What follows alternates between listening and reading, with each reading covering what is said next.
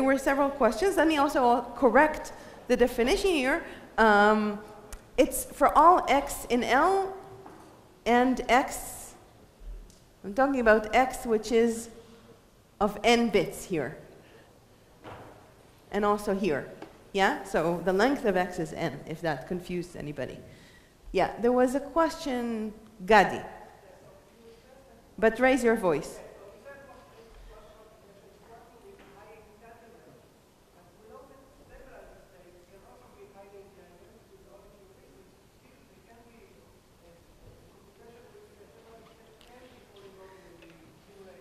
Okay.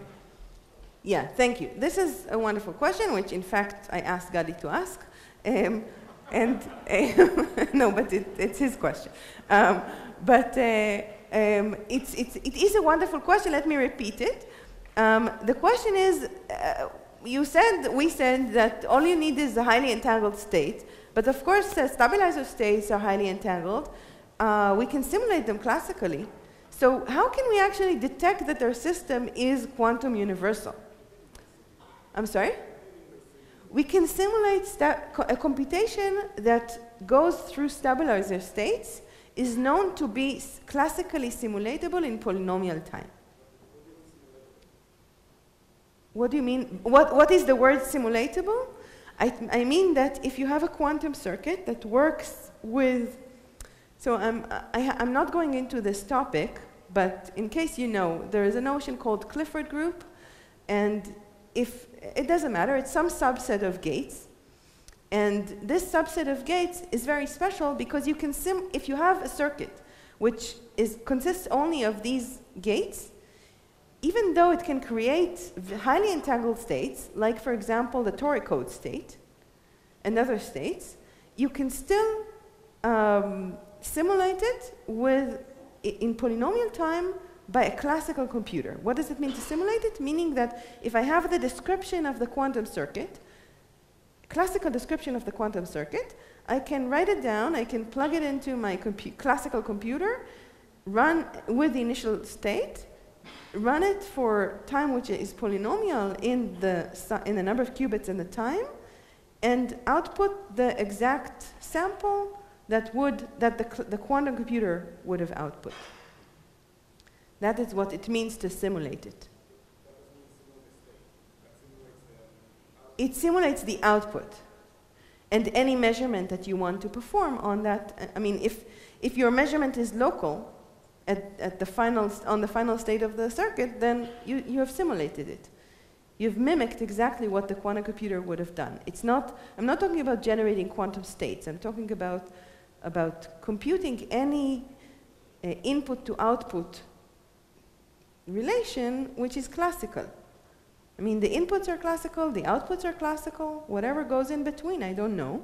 If it's done by a quantum computer made of Clifford gates, I can also do it with a classical computer. Okay? Yeah, but the question that Gadi asked is very, very important. We don't know of a good way of looking at the system and telling that it's quantum universal. In fact, it seems that there is no physical way to tell it because it's so complicated. It's exactly the point that by classical measurements of this, we don't really know whether it's performing something very complicated. What I mean by that is that it can simulate as a physical system with all the dynamics that it enables, can simulate any quantum circuit, or can have any quantum circuit encoded in its simulation. But it's true that it's kind of a definition like this, and we don't have a direct definition. Yes?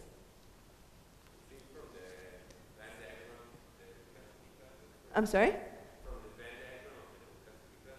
Yes.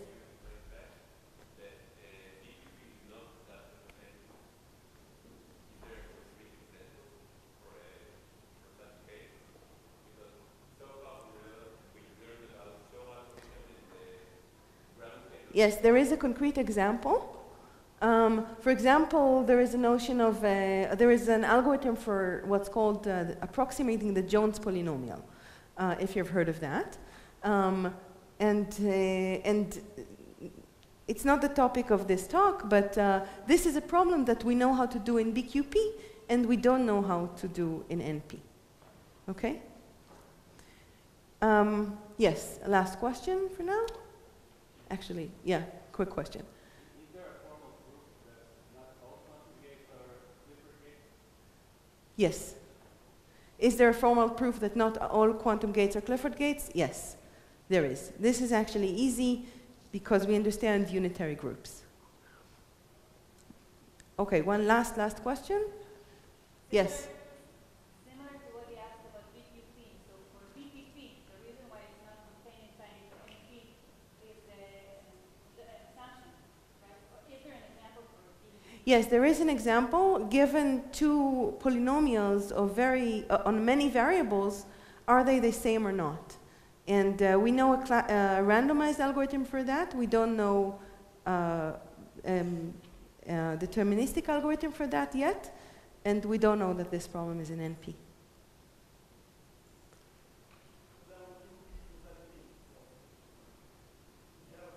Actually, I cheated a little bit. Yes, but the opposite question, the no case of that is what I said. Yes, what?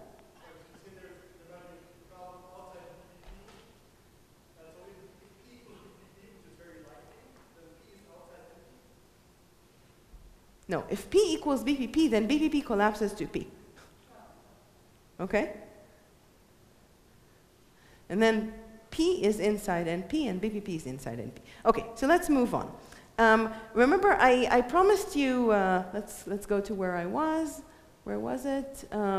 Yeah, so I promised you to go through the various notions from theoretical computer science. I only went through one,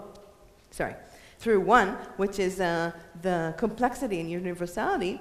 But the notion of reductions is sort of intertwined into what I was talking about. Reductions is essentially the computer science way of looking at equivalence classes. And these maps between these different computational models are what theoretical computer science call reductions. So I'll talk in a moment what reductions are. These are very important for the rest of the lectures.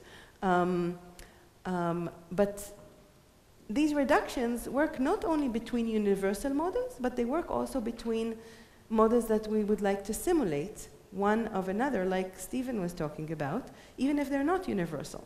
So a reduction is basically a mapping of one problem to another. The mapping needs to be efficient, or needs to be simple, so that if you solve one problem, or if you understand one problem, you can also use it to understand the other by applying this mapping backwards. Okay?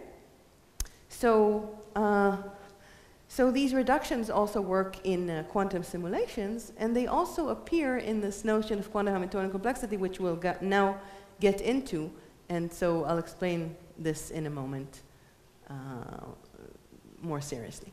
Let me just mention that other two notions that I would like to just say the words of are the notion of robustness and the notion of interaction. The notion of robustness is something that physics, perturbation theory, and physics has immense understanding about robustness. But quantum error correction came as a surprise. And why is that? It came as a surprise because the robustness is not of the quantum state. It's the robustness of the information. And this difference between what is robust is essential to the developments of this notion through the computational lens. And that led to various things, error correction, fault tolerance, but also various interesting things that go in sensing when you use quantum error correction to protect various signals from degrading while you perform measurements. And they also go to various exciting things, ideas in quantum gravity, which is a whole new topic. Okay, so I'm going to skip interaction for now. So can you please turn off this? Okay.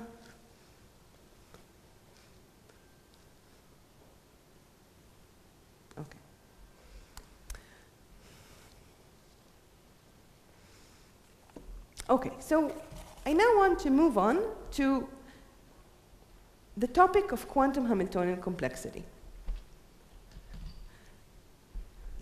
And let me start from the beginning.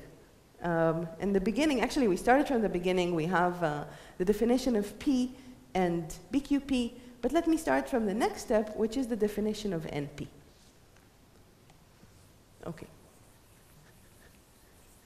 It's very similar to the definition of BQP, but still I'm going to erase it.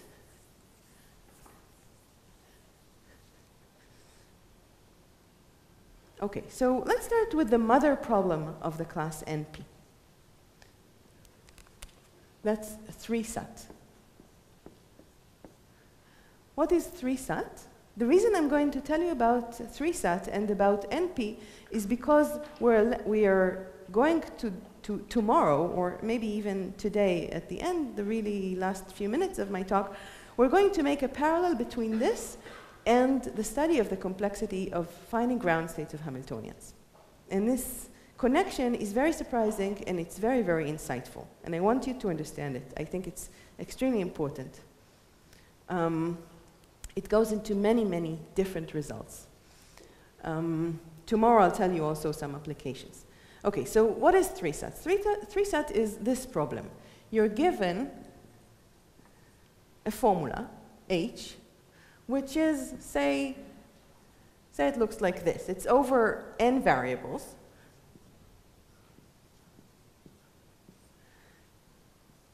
This is OR, and now I have an end. This is end, or y5, or y6 not, etc. How many clauses can I have if I don't repeat my clauses? Approximately, roughly. If I have each clause acting on 3 variables only. And, well, it doesn't really matter that they're binary variables, but they are binary variables. Yeah, it does matter. I mean, but the alphabet is finite, but here it's binary. How many clauses would I have? 6 over 3. If I have n variables, n choose 3 times some constant of all the clauses that I can have for 3 particular variables. Okay? So that's, I have polynomially many possible clauses. Each thing like this is called a clause or a constraint, and I can have polynomially many clauses. Okay, so this is the formula I'm given, and I'm asking whether this formula is satisfiable or not. So decide,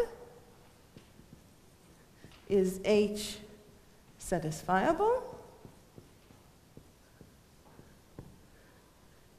And what does it mean that it's satisfiable? It means that there exists an assignment for these variables that I could give it, and so that each one of these clauses on its own is satisfied. What does it mean, satisfied?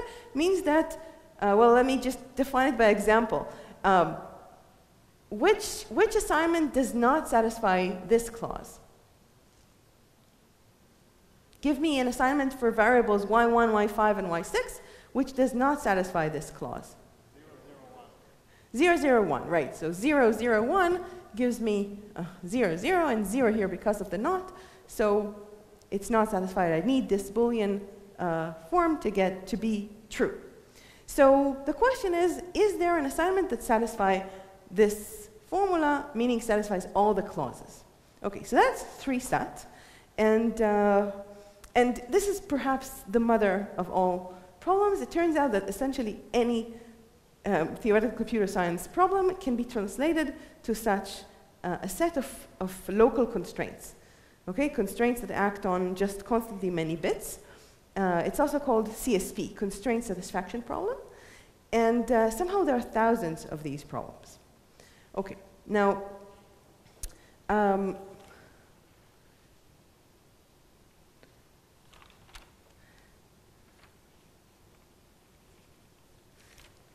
okay, so what's the complexity of this problem?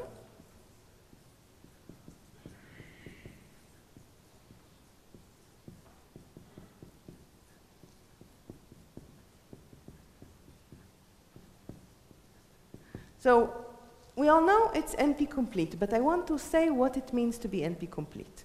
So first of all, what is NP?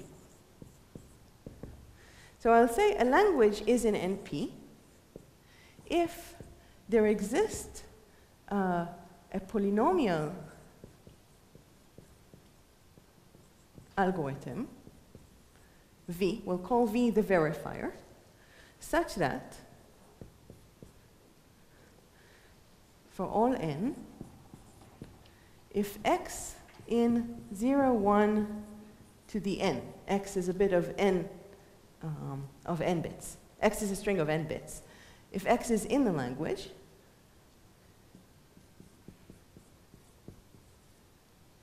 then there exists a y. Y is of poly n bits, such that v xy is equal to 1. And if x is not in L, then for all y, vxy is 0. Now I want to do a small exercise. Please pair to pairs, and with your friend, with your neighbor, discuss for 1 minute and decide why is 3-sat a problem in NP? Meaning, what would be x, what would be y, and what would be v?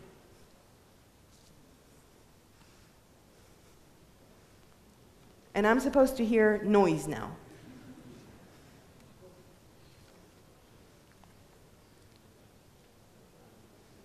I'm serious.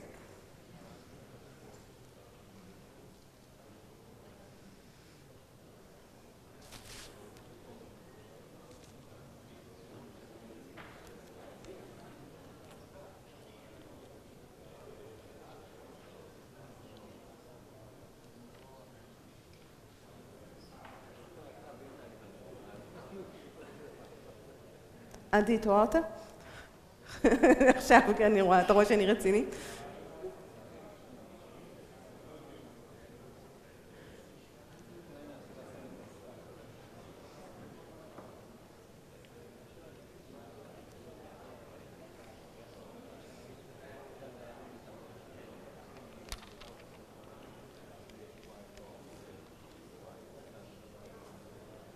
Any answer?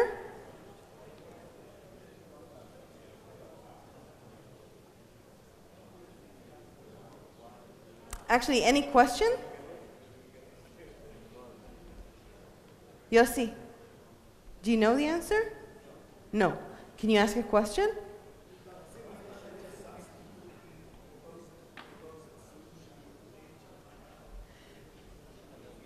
Wait, I don't think anybody heard. Can someone ask a question? Oded? No, but Oded knows. I want someone who doesn't know. Okay, Yossi, can you ask a question?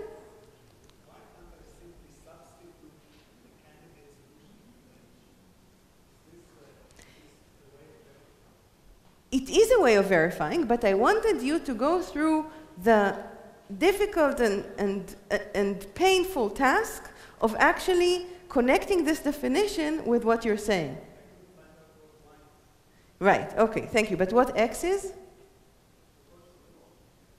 No? Y is the proposed solution. Good. What is x? X is a description of h. So the input to the problem is actually the description of the formula. X is a string of bits. In fact, I slightly confused you because n here and the number of variables here is not the same. The description of the formula would be polynomial in the number of variables. So if n is the size of the description of the formula, meaning you write down the index 1, 2, 4, 1, 5, 6, and not, etc. There is some canonical description of this formula that would be the input. And that input is clearly describable with polynomially many bits as a function of the number of variables here. Is that clear? No. Question? Question other than no.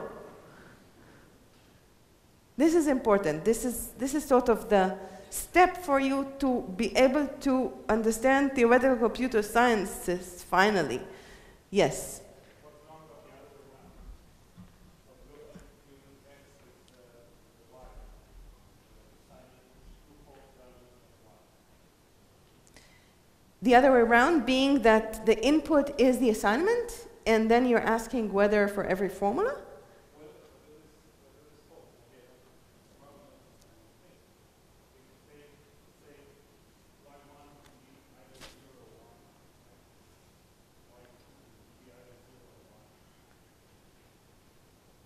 That's true, but this is an assignment, this is an evaluation, and let me read the definition of NP again. A language is an NP. For example, you can think of 3-sat. You can also think of what Stephen Jordan was talking about before. Say you're given an Ising model with the various interactions, and you want to know if there exists an assignment of the spins with an energy below a certain value. Okay? So this is also a problem in NP. And the question is, okay, so when would this problem really be in NP? What's the definition? If there exists a polynomial algorithm that is capable of verifying a possible solution. This is the algorithm, V. That is the verifier. The input to this algorithm is X. So for each input, what is the input? A description of the formula, or a description of the Ising spin with its particular choice of connections. So this is an instance, a particular description of a particular physical system.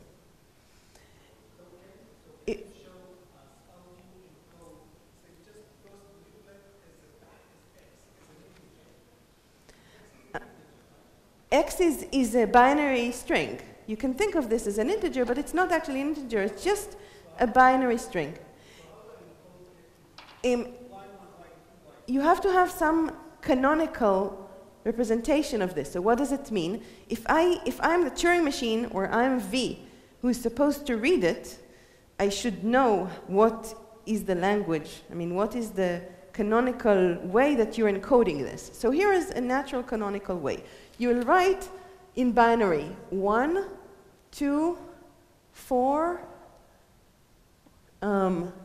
1, 5, 6, and maybe after 6 you'll have an extra sign that says not. Okay, and then the next clause, etc. So you'll just write here, in the first clause I have these variables, but there is no not on any one of them. The second clause, I have these variables, no not. There's some canonical way to write down the description of this formula. And all these will be written in binary, and maybe you'll have another letter in the alphabet to say, you know, to have to represent the comma. Okay? And so this is a description. If you see this description, you understand that this is the formula, right? This is a crucial point, that everything can be described by binary representation, by a string of bits. Yes?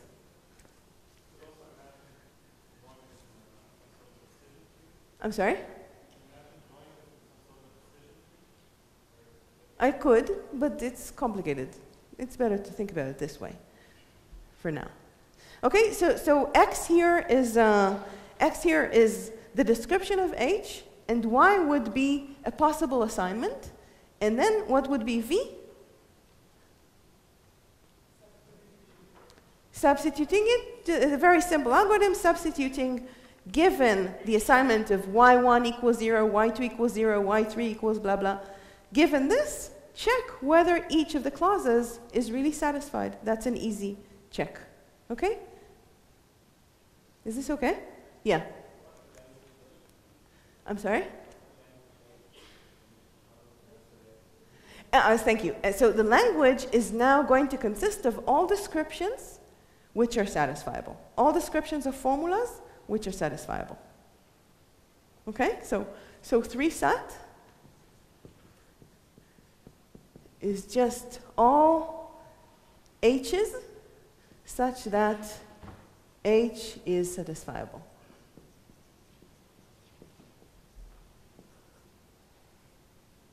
And you treat this as just a string of bits.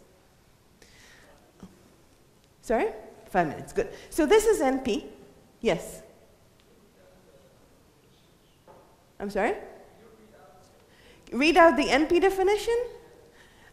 So L is an NP if there exists a polynomial algorithm called a verifier, such that for all n, if you have x of n bits, if x is in the language, then there exists to y a solution such that, and y should be also of polynomial size, such that when v checks that y is a solution for x, it outputs yes, 1. And if x is not in the language, no matter what solution you're given, it will not pass the test. V will output 0 for that solution. Okay? Good. So this is NP. What does it mean to be NP complete?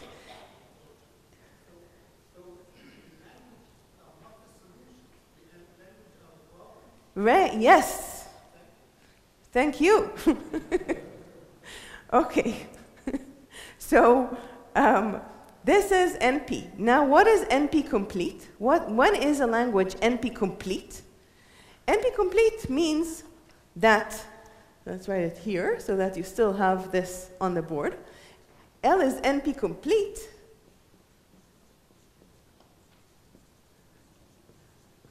if two things happen. One, L is in NP, and that we already understand. Two, it is NP hard. L is NP hard. And that is something we don't yet understand. And I want to take the last 5 minutes to explain this with something which will be useful for tomorrow. No, if it is in NP, it's definitely not NP hard, not necessarily NP hard, because a problem can be in P and still be in NP. P, the class of problems solvable in polynomial time, are certainly in NP, but they're not NP hard. Let me define NP hard. NP hard means that any problem in NP, any one of the 1,000 problems in NP, how do you say that? Thousands of problems in NP can be mapped to this problem very easily, efficiently. If this problem is NP hard, if you know how to solve that problem, you can solve any other problem in NP. So it is at least as hard as any other problem in NP. We'll give you an example and we'll end with this. Where did I put this?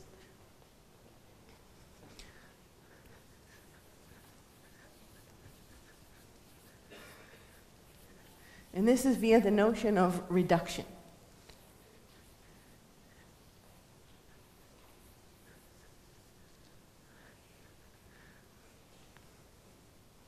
Okay, so what we need is what's called a reduction, a mapping from a problem, from a language to another language or to another problem. Language and problem are used they are interchanged. Okay, so what does it mean, a reduction? It means that you can take an input to the problem, meaning, for example, description of a formula, and map it to an input to the other problem. So let's say I have a problem in NP, and I want to reduce it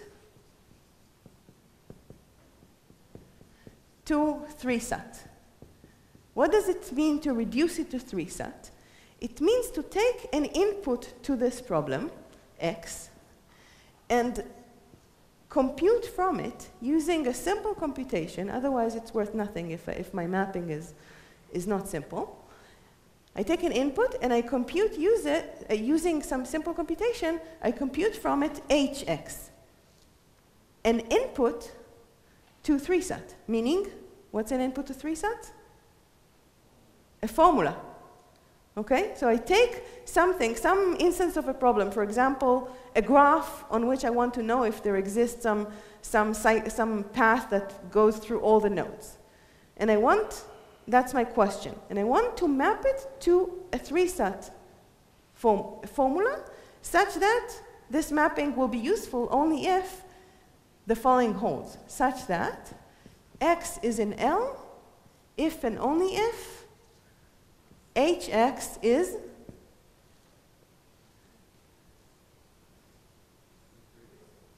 in 3-sat. So if I know how to answer the question of whether h is in 3-sat, I will know how to answer whether x is in L. So I need this mapping. So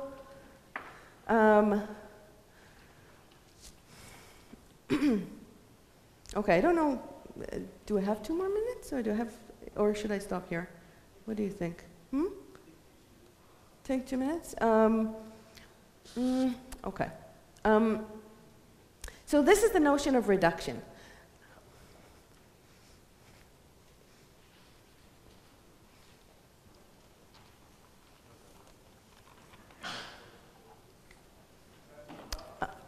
I'm sorry? Yes. NP hard means that any problem in NP can be reduced to this problem. Any problem in NP can be reduced, according to this definition, to L, to 3-sat. L prime is an NP if this will be L prime, okay? I'm sorry?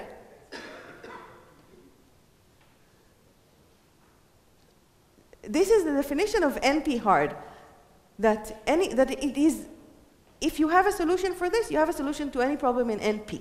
It may be much harder, but it's at least, if you have a solution to this, it's helpful for solving all of NP. Okay, I meant to actually do, I think it will be too fast to do it now, so we'll do it tomorrow. I meant to actually show you a reduction from between this problem and the problem of finding a ground state of a Hamiltonian. It's actually, these 2 problems are equivalent. But I think we'll delay it for tomorrow. Lunch is waiting. We'll do it tomorrow. Thank you.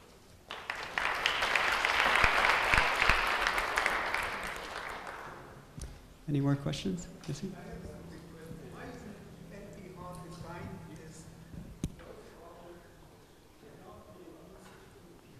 I'm sorry?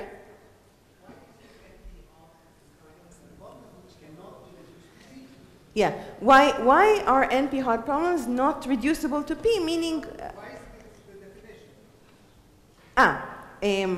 Okay. Let me just clarify. NP is a very bad name. It doesn't mean not polynomial. It means non-deterministic polynomial time, and you can forget about the name. Okay? It's a bad name. NP is really verifiable efficiently. Why can it not be reduced to P? Or why can it not be defined as not P? Because it's not enough. It's not, first of all, we don't know even that NP is not in P. It's not the same definition. And secondly, I want NP to also include P, and there are problems that are much harder than NP, outside of NP, like optimization problems. So there are 2 different definitions. Other questions?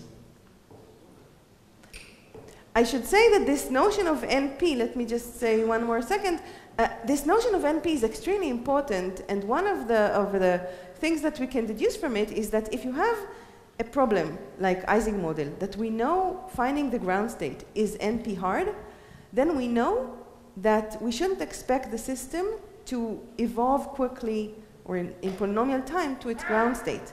This question was raised in Stephen's talk, and this fact that we shouldn't expect that comes from what we talked about in the beginning of this talk, which is the extended Church-Turing thesis, or even the quantum Church-Turing thesis. If there was a process, a physical process that would have found the ground state for an NP problem, by the quantum extended Church-Turing thesis, we could have simulated that process. Even if it's an open system, there was a question about it. We could have simulated that process, and then we would have an algorithm for finding the solution of an NP-hard problem, maybe a quantum algorithm. But we strongly believe that we don't have such an algorithm. Okay, so this is a very important point. We strongly believe that BQP does not contain all of NP, and therefore, this is a very strong indication that no such process that makes the system evolve to the ground state of a general Hamiltonian exists. And from that, we can learn many things about the difficulty of ground states. Okay, so we'll talk about this next Okay, tomorrow. so with that, let's thank Dorit one more time.